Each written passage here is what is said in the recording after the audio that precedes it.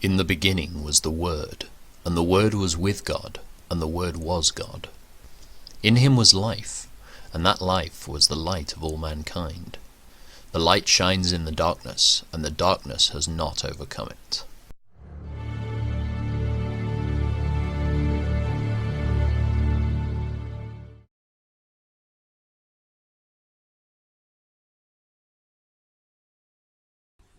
Then the Lord answered Job from the whirlwind, "Who is this that questions my wisdom with such ignorant words?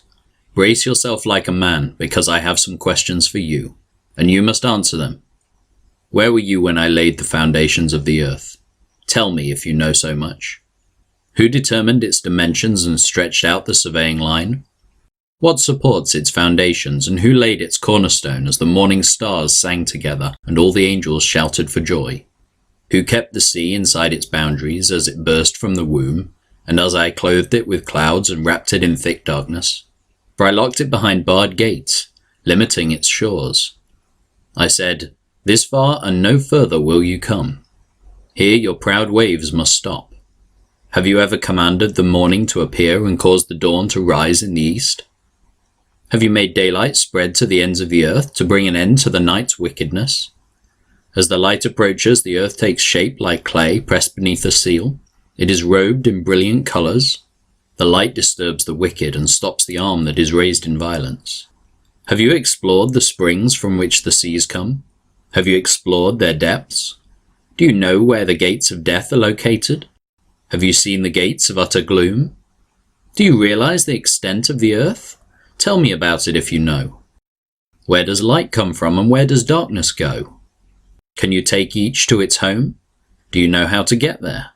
But of course you know all this, for you were born before it was all created, and you are so very experienced. Have you visited the storehouses of the snow, or seen the storehouses of hail? I have reserved them as weapons for the time of trouble, for the day of battle and war. Where is the path to the source of light? Where is the home of the east wind? Who created a channel for the torrents of rain? Who laid out the path for the lightning? Who makes the rain fall on barren land in a desert where no one lives? Who sends rain to satisfy the parched ground and makes the tender grass spring up? Does the rain have a father? Who gives birth to the dew? Who is the mother of the ice? Who gives birth to the frost from the heavens? For the water turns to ice as hard as rock, and the surface of the water freezes. Can you direct the movement of the stars, binding the cluster of the Pleiades or loosening the cords of Orion?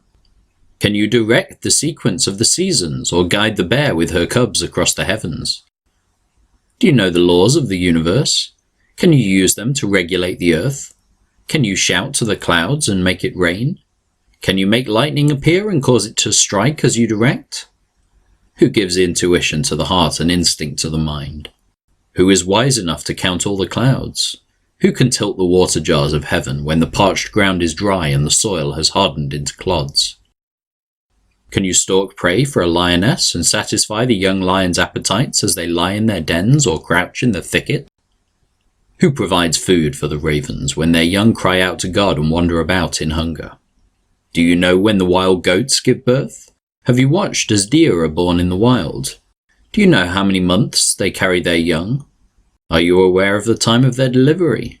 They crouch down to give birth to their young and deliver their offspring. Their young grow up in the open fields, then leave home and never return.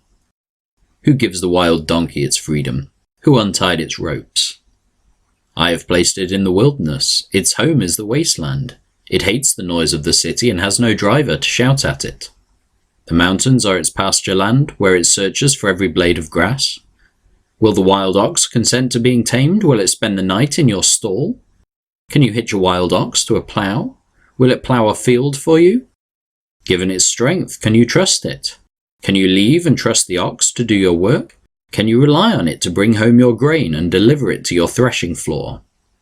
The ostrich flaps her wings grandly, but they are no match for the feathers of the stork. She lays her eggs on top of the earth, letting them be warmed in the dust. She doesn't worry that a foot might crush them or a wild animal might destroy them. She is harsh toward her young. As if they were not her own, she doesn't care if they die. For God has deprived her of wisdom. He has given her no understanding. But whenever she jumps up to run, she passes the swiftest horse with its rider. Have you given the horse its strength, or clothed its neck with a flowing mane? Did you give it the ability to leap like a locust? Its majestic snorting is terrifying. It paws the earth and rejoices in its strength when it charges out to battle. It laughs at fear and is unafraid. It does not run from the sword. The arrow rattles against it, and the spear and javelin flash. It paws the ground fiercely and rushes forward into battle when the ram's horn blows. It snorts at the sound of the horn. It senses the battle in the distance. It quivers at the captain's commands and the noise of battle. Is it your wisdom that makes the hawk soar and spread its wings towards the south? Is it at your command that the eagle rises to the heights to make its nest? It lives on the cliffs, making its home on a distant rocky crag. From there it hunts its prey, keeping watch with piercing eyes. Its young gulp down blood. Where there's a carcass, there you'll find it. If you enjoyed today's video, please remember to share, comment and subscribe. And if you want to hear more of God's Word every day, don't forget to hit the notification bell.